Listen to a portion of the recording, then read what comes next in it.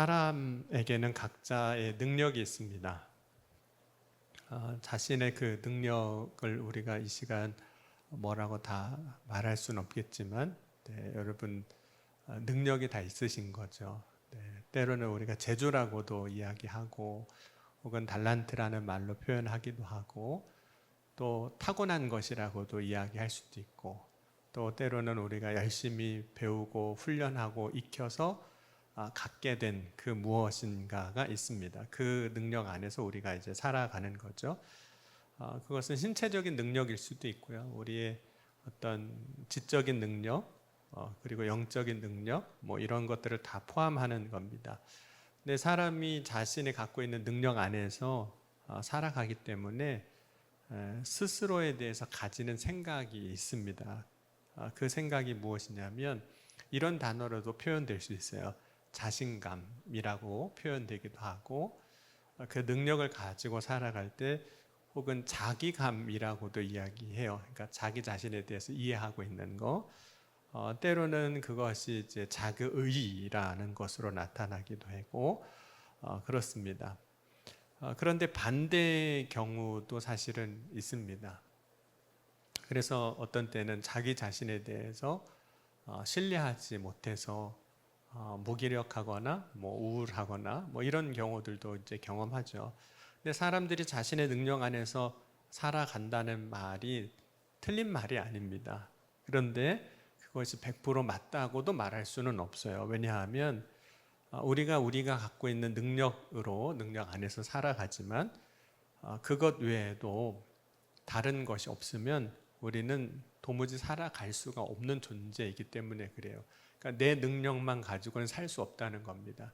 그럼 아무리 뛰어난 신체적인 능력, 지적인 능력, 영적인 능력을 갖고 있어도 자기 능력만으로는 살 사람은 아무도 없습니다. 그러니까 내 능력이 아닌 누군가의 도움으로 살아갈 수밖에 없는 것이 우리 인간이라는 존재라는 거죠. 그것을 다르게 표현하면 은혜가 있어야만 살아갈 수 있는 것이 사람이라는 겁니다. 아무리 뛰어난 사람, 아무리 대단한 사람도 은혜 없이는 살아갈 수 없다, 그런 의미입니다. 여러분, 만약에 우리가 은혜 없이 자신의 능력으로만 살아가고 있다라고 말하면 그 사람이 말하는 그 말은 사실 거짓말이 되는 거죠. 자신의 능력으로 산다고 말하는 사람이 있다면 그 사람은 자신에게 임한 은혜가 뭔지를 정말 모르고 사는 겁니다. 그러니까 은혜 없이 살 수 있다, 은혜 없이 살아가고 있다라고 말하는 그 말은 어떻게 보면 무지에서부터 온 이야기이죠. 여러분, 세상에 존재하는 어떤 사람도 은혜 없이 자신의 능력만으로 살아갈 수 있는 사람은 아무도 없습니다. 여러분, 은혜를 우리가 또 다른 말로 표현하자면 다른 사람의 도움이라고도 할 수 있어요. 그런데 그 은혜는 나에게 어떤 대가를 혹은 어떤 값을 요구하지도 않고 준 도움이라는 뜻입니다. 그러니까 은혜는 곧 다른 사람의 도움을 특별하게 경험하는 사건들이 반드시 있는데, 성경 이야기로 하자면 이런 거죠. 예수님께서 이제 바리새인이 내 이웃에 대한 이야기를 하니까 이웃을 사랑하라고 예수님 말씀하신 것에서 내 이웃이 누군지에 대해서 물을 때 선한 사마리아인 이야기를 들려주셨거든요. 그때 강도 만난 사람은 이 사마리아인의 도움을 받습니다. 이게 은혜를 입은 거죠. 그래서 누가복음 10장 33절에 보면 어떤 사람, 사마리아 사람은 여행 중 거기 이르러 그를 보고 불쌍히 여겨 가까이 가서 기름과 포도주를 그 상처에 붓고 싸매고 자기 짐승에 태워 주막으로 데리고 가서 돌보아 주니라. 그 이튿날 그가 주막 주인에게 데나리오 2를 내어주며 이르되 이 사람을 돌보아 주라. 비용이 더 들면 내가 돌아올 때 갚으리라 하였으니. 그럼 강도 만났던 사람이 이제 치료를 받는 거잖아요. 그 사마리아인의 도움을 받아서 치료를 받을 때 사마리아인은 자신의 시간을 혹은 물질을 이 강도 만난 사람을 위해서 쓴 겁니다. 그리고 어떻게 보면 자신도 잘못하다가 강도 만날 수 있는 그 위협을 무릅쓰고 이제 도와준 거죠. 그리고 만약에 치료에 더 많은 돈이 들어간다면 나중에 그 돈까지도 다 지불하겠다고 그 주막 주인에게 이야기를 하게 되죠. 이런 강도 만난 사람이 이후에 이제 건강해져서 살아간다면, 그래서 자신의 삶의 자리에서 높은 어떤 지위도 올라가고 어떤 사회적인 역할도 하고 막 살아간다고 할 때, 이 강도 만났다가 살아난 사람이 이 은혜를 입은 걸 알면 결코 자신의 능력으로 내가 살아간다고 말하지 않을 겁니다. 왜냐하면 내가 어떻게 살았는지를 아니까, 내가 어떻게 구원받았는지를 알기 때문에 아무리 대단한 사람이 되었어도 나는 내 능력으로 살아가는 사람입니다, 이렇게만 말하지는 않는다는 거예요. 왜냐하면 이 선한 사마리아인으로 말미암아 살았잖아요. 근데 이 선한 사마리아인이 나중에 이 강도 만난 사람에게 옛날에 내가 당신 도와줬는데 이제는 은혜 갚아야지 라고 했을까요? 물론 성경에는 안 나왔어요. 그 다음 이야기는 안 나왔는데, 여러분이 한번 추측을 해본다면 그 사람이라면 나중에 찾아가서 너 나 때문에 살았는데 이쯤 됐으면 은혜를 기억하고 갚아야지, 그때 돈 든 게 얼만데, 뭐 이렇게 찾아오고 얘기했을까요? 그렇지 않았을 겁니다. 오늘 우리가 살아갈 때 우리의 삶은 어떤 걸까요? 정말 내 능력으로만 살아갈 수 있을까요? 우리의 일상을 한번 돌아보면 우리는 내가 하지 않았음에도 불구하고 누리는 것들이 참 많습니다. 누군가의 섬김과 봉사로 인해서 누리는 게 있어요. 여러분, 교회 왔을 때 화장실 청소가 돼 있는 거잖아요. 휴지도 걸려 있고, 물론 어떤 때는 뭐 좀 떨어질 때도 혹 있을 수 있겠지만 다 준비되어 있잖아요. 음식이 주일날 준비되어 있고, 씻겨진 그릇이 있고, 물론 여러분들도 그 봉사와 섬김의 자리에 동참하기도 하지만 대부분의 많은 경우는 내가 하는 것보다 누리는 것이 더 많습니다. 그러니까 신앙생활 하면서도 그래요. 가정에서도 그렇고 누리는 게 많아요. 특별히 반복적으로 우리가 경험하는, 누리는 것들이 있거든요. 그런데 우리가 누리는 분명한 은혜가 있음에도 불구하고, 내가 하지 않았음에도 불구하고 내가 얻는 것, 또 내가 살아가는 것이 있음에도 불구하고 이게 계속 반복이 되잖아요. 그러면 어느 순간 그것은 나의 삶에 주어진 당연한 것이 되어버립니다. 당연히 그렇게 돼 있는 거예요. 여러분, 사람들이 당연히 그렇게 되는 것이라고 생각하는 것은 그러한 것들이 없을 때 화를 내거나 혹은 불평하거나 투정을 부리는 것을 통해서 우리는 알게 됩니다. 왜 화가 나는 거죠? 당연히 됐어야 되는데 안 된 거예요. 왜 불평을 하는 거죠? 당연히 됐어야 되는데 안 하는 거예요. 여러분, 당연히 되는 것이라고 우리가 생각하기 시작하면 그 다음부터 우리가 잃어버리는 것이 있는데, 감사입니다. 그리고 기쁨도 사실은 잃어버려요. 여러분, 때로는 자녀가 부모를 향해서 당연하다고 생각을 합니다. 여러분, 부모님이 자녀들 옷 사주는 거 당연할까요? 당연하지 않을까요? 당연한 거죠. 네. 때로는 부모의 의무이기도 해요. 그러니까 자녀를 보호하고 양육하고, 또 오늘날 이제 사회법으로만 쳐도 교육하는 것은 부모의 의무입니다. 그걸 안 하면 법적으로도 책임을 물어요. 사회법에서도. 그러니까 여러분, 자녀들 학교 의무 교육이 있잖아요. 그 학교에 안 보내면 어떻게 될까요? 조사 옵니다. 그리고 잘못하면 감옥에도 가는 거예요. 왜냐하면 의무이기 때문에. 법적으로도 의무 교육이에요.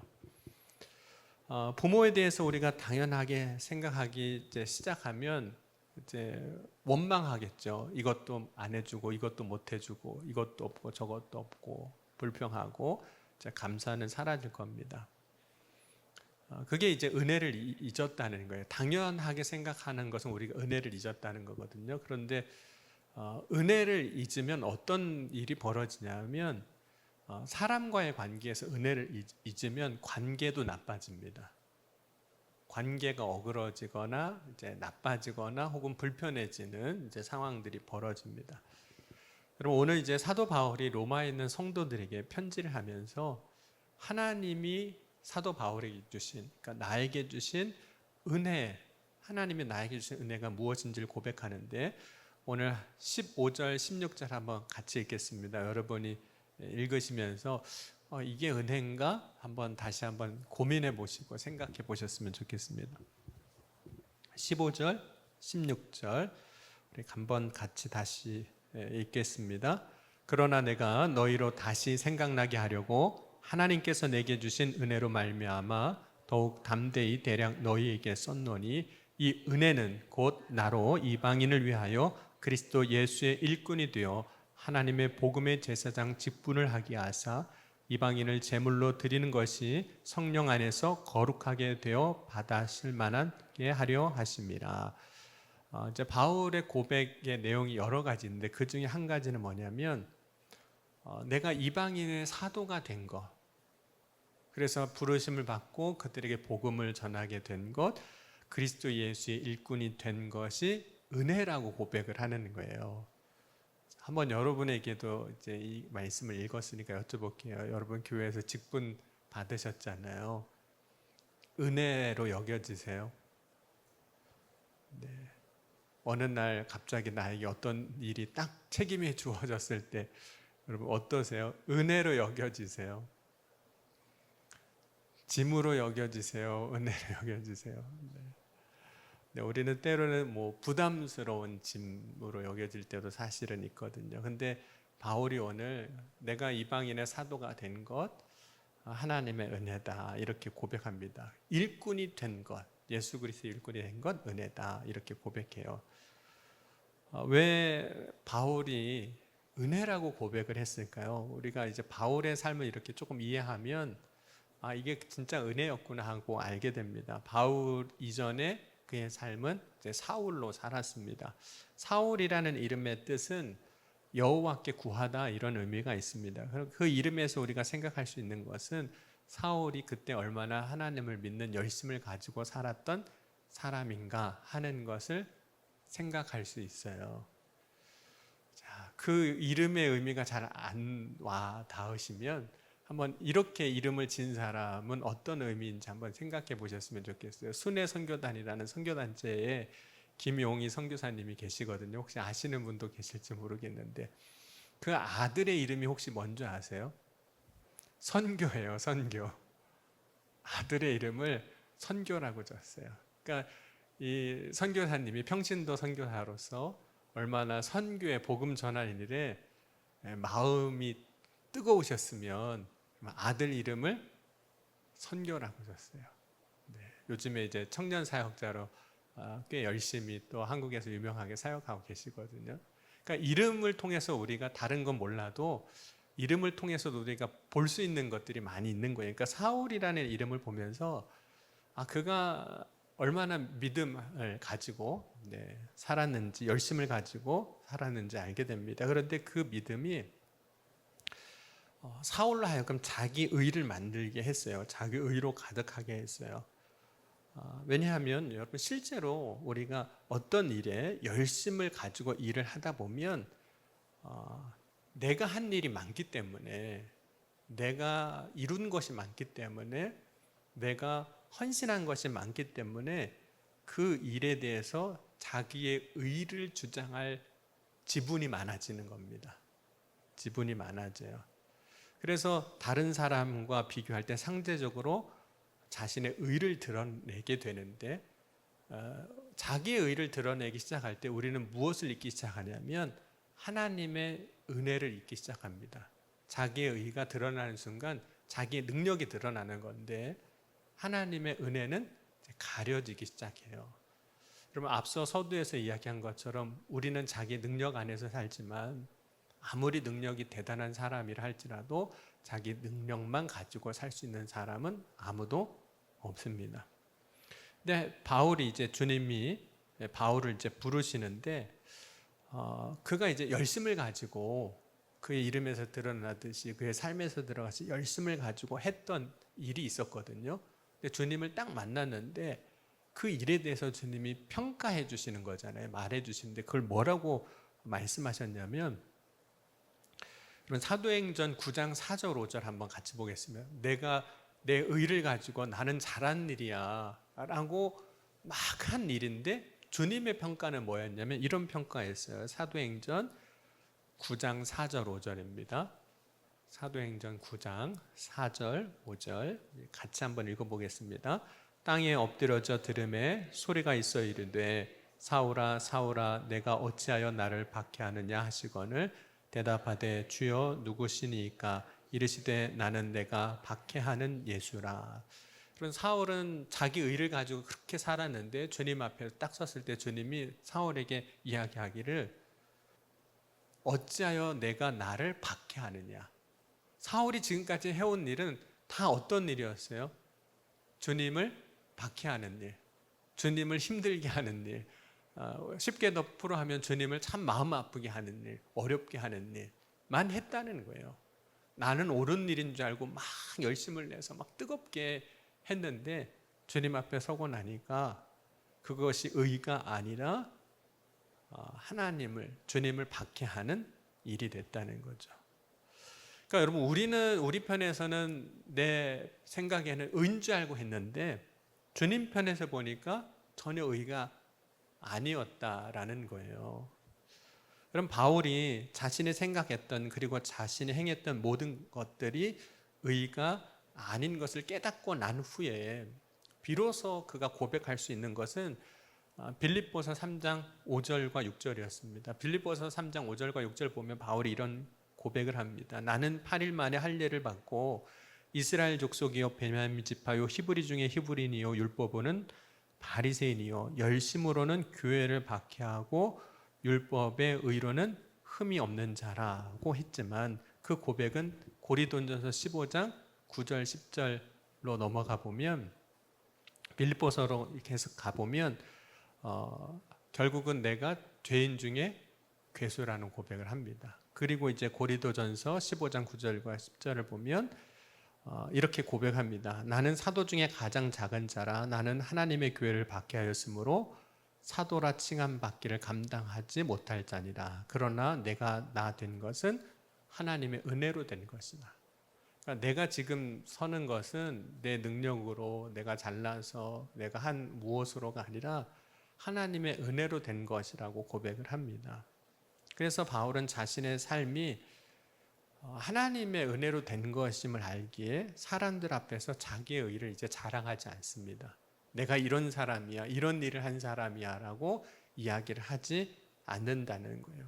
그리고 그가 말하는 것이 있다면 나 같은 사람도 불러 쓰시는 그 하나님의 은혜에 대해서 이야기하는 거예요. 그래서 이방인의 사도로 예수 그리스도의 일꾼으로 나를 불러주신 것이 은혜라고 고백한 게 그런 의미에서 은혜였던 겁니다.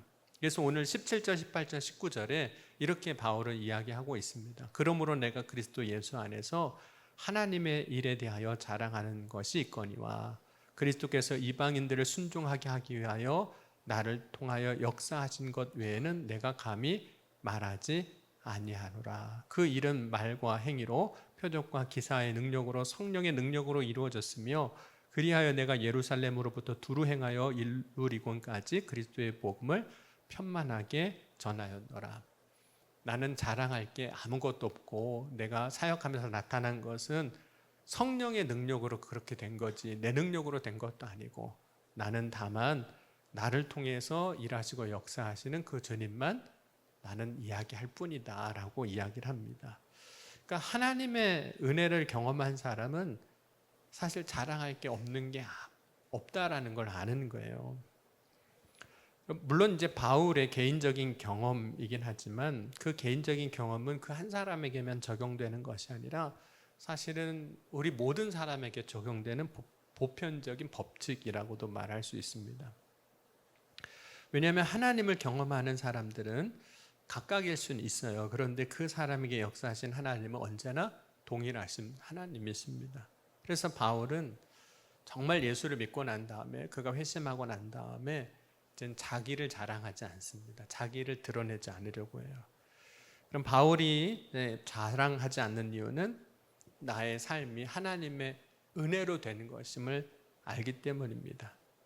바울이 자신을 자랑하지 않는 이유는 내가 어떤 존재인지 알기 때문에 그래요. 내가 의롭다고 생각했던 거 나중에 주님 앞에 보니까 의로운 거 하나도 없고 죄였던 거죠. 그래서 죄인 중에 괴수라고도 이야기를 했던 겁니다. 그럼에도 불구하고 하나님이 바울을 통해서 일하시고 역사하신 것은 긍휼이죠. 은혜죠. 바울은 그래서 그 사실을 정확하게 알고 고백하는 겁니다. 그러면 우리가 우리 자신을 알면 무엇을 해야 할지도 아는 거예요. 무엇이 필요한지도 아는 거예요. 나를 모르니까 나에게 필요한 건지 무엇인지도 모르고 무엇을 해야 하는지도 모르게 되는 거죠. 그럼 바울이 자기 자신에 대해서 죄인 중에 괴수라고 했기에 나에게 필요한 건 뭘까요? 죄인에게 필요한 건 뭘까요? 은혜밖에는 없는 거예요. 그러니까 나에게 필요한 것은 오직 주님의 은혜밖에 없습니다. 내가 자랑할 거는 나에게 그런 은혜를 주신 주님을 자랑할 것밖에는 없습니다. 이제 그 내용이 오늘 이제 로마서 15장에 함께 읽었던 말씀이기도 합니다. 여러분, 하나님의 은혜 안에서 우리가 살고 있는데, 우리가 하나님의 은혜 안에 살면서 하나님의 은혜를 이야기할 때 나에게 임한 복음인 거잖아요. 근데 그것이 그냥 되는 건 아니죠. 이런 모든 사람에게 기쁜 소식이라 할지라도 하나님의 선물이 되는 그 은혜를 우리가 이야기할 때 조심해야 할 것이 있습니다. 분명히 은혜예요. 그래서 그 은혜를 자랑하는 데 있어서도 아주 조심할 것이 있어요. 바울이 이런 이야기를 합니다. 오늘 말씀에 보면 15장 20절을 보면 내가 그리스도의 이름을 부르는 곳에는 복음을 전하지 않기를 힘썼노니 이는 남의 터 위에 건축하지 아니하려 함이라. 그러니까 이미 복음이 전해진 사람들에게는 복음을 전하지 않겠다, 그런 얘기이기도 해요. 그 얘기를 오늘 말씀의 주제로 이야기하면 이미 복음을 알고 있는 사람에게는 내게 임한 하나님의 은혜에 대해서 나는 이야기하지 않겠다, 자랑하지 않겠다, 전하지 않겠다, 이런 이야기입니다. 그 이야기를 하는 첫 번째 이유가 있어요. 하나님께서 바울을 이제 전도자로, 복음을 전한 자로 세우신 이유는 복음을 듣지 못한 사람을 구원하기 위해서이거든요. 이방인의 사도로 세우신 거예요. 다시 19절과 21절 보면 표적과 기사의 능력으로, 성령의 능력으로 이루어졌으며 그리하여 내가 예루살렘으로부터 두루 행하여 일루리곤까지 그리스도의 복음을 편만하게 전하였노라. 21절에 보면 기록된 바 주의 소식을 받지 못한 자들이 볼 것이요 듣지 못한 자들이 깨달으리라 함과 같으니라. 그럼 바울이 복음을 전할 때 지금과는 좀 다릅니다. 아직 복음을 듣지 못한 사람이 들은 사람보다 훨씬 더 많습니다. 지금보다 더해요. 아직 복음을 듣지 못한 사람이 더 많아요. 그러니까 복음을 들은 사람에게 복음을 다시 전하는 것보다 지금 그 시대의 기준으로 보면 어떤 게 더 시급한 일일까요? 복음을 한 번도 듣지 못한 사람에게 복음을 전하는 게 더 시급한 일인 거예요. 그러니까 이미 세워진 터 위에는 내가 건축하지 않겠다라고 이제 이야기를 한 거죠. 근데 바울이 남의 터 위에 건축하지 않겠다고 한 것은 복음을 전하는 일이 실제로 교회 안에서 자기 의로 자꾸 드러나는 경우들이 많았기 때문이기도 하거든요. 그러다 보니까 실제로 고린도 교회 안에서는 분쟁이 일어나기도 했어요. 어떤 분쟁이 일어났냐면 바울이 고린도전서 1장에 보면 이런 이야기합니다. 너희 가운데 분쟁이 있다는 것을 들었다고 하면서 그 분쟁의 내용을 나는 바울에게, 나는 아볼로에게, 나는 게바에게, 나는 그리스도에 속한 자라 한다는 겁니다.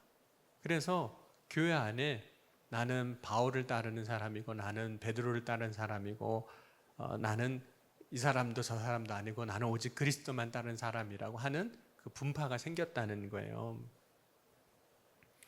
여러분, 이러한 분파가 교회 안에서 만들어진다면 그것은 이미 벌써 자기 의가 만들어졌다는 이야기이기도 하거든요. 이런 거가 될 수 있어요. 우리가 현대식으로 조금 표현하자면 이 사람은 내가 전도한 사람이고 내가 세례를 준 사람이고 내가 안수하여 직분을 준 사람이다 라고 말한다는 거예요. 그렇기 때문에 바울은 이미 복음을 들은 사람이라면 그 안에서 믿음이 자라고 나는 오직 이방인들에게만 복음을 전하겠다. 왜냐하면 나는 이방인의 사도로 부름 받았기 때문에 그 사명을 이제 감당하겠다라고 이야기를 합니다. 그래서 어떤 일을 하게 되냐면 교회 안에 이미 일어난 분쟁에서 이제 피해가는 거예요. 피해가는 겁니다. 그런 의도가 오늘 이제 말씀에 있습니다.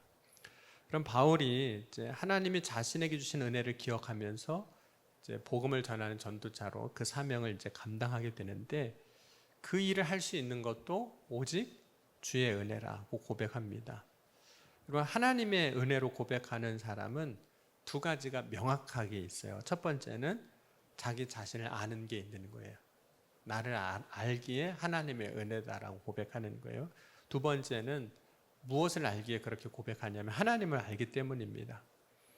그러니까 자기를 알고 하나님을 아는 사람은 자신의 삶의 자리에서 하나님의 은혜를 고백할 수밖에 없어요. 그것이 이제 믿음이기도 하죠. 여러분, 우리는 어디를 가면 혹은 어떤 상황 속에서는 자신을 소개해야 하는 상황들이 있습니다. 저도 어딜 가면 저를 소개해야 되는 상황들이 많이 있어요. 우리가 살아가는 삶에 익숙한 자리 혹은 이미 형성된 공동체 안에서는 자기 자신을 소개할 필요가 없습니다. 여러분, 혹시 주일날 저 만나시면 목사님 안녕하세요. 저는 청량리교회 아무개 권사라고 해요. 이렇게 소개하시는 분은 아무도 없으시잖아요. 왜냐면 이미 이제 서로 아니까. 저도 여러분을 만나면 안녕하세요. 저는 2023년도에 청량리교회 부임한 박태희 목사입니다 라고 여러분에게 저를 소개하지 않잖아요. 왜냐면 이미 아니까. 여러분이 가정에서 밖에 나갔다 들어오면서 딸에게, 아들에게, 남편에게, 부모에게 저는 아무개라고 합니다 라고 소개하는 사람은 없습니다. 이미 그 가족 공동체 안에 있기 때문에 교회 공동체 안에 함께 일정한 시간 이상을 생활을 같이 하면 소개를 할 필요가 없어요. 왜냐하면 서로 알고 있기 때문에. 하지만 새로운 공동체 혹은 새로운 환경에 가게 되면 자기를 소개해야 하는 상황들이 생기죠.